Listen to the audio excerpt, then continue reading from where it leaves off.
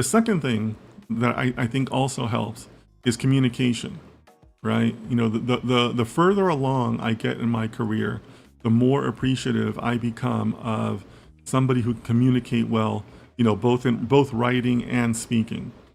A lot of that is rooted in emotional intelligence. So if you guys want to read some of the books on emotional intelligence, I don't really recommend a particular one because I don't consider myself an expert in this. I still consider myself a student of it. I'm still learning. But having, you know, good communication skills, I think is really important.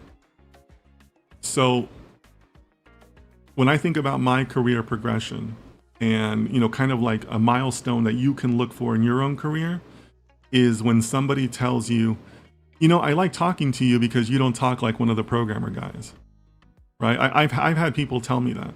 And I think that that's a pretty good milestone for all of you to reach, right? If somebody eventually tells you, hey, you know, I come to you first because you don't talk to me like I'm dumb, right? Or you don't talk in terms that I don't understand.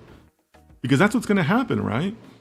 That's why I'm recommending this, because if you are able to show that you can talk to the business and not be the math nerd or not be the coding nerd, then you're going to be the first one they come to, right? You're going to be the one with all the good ideas because the business comes to you first, right? So that's really kind of like where you're going to find yourself in those leadership positions.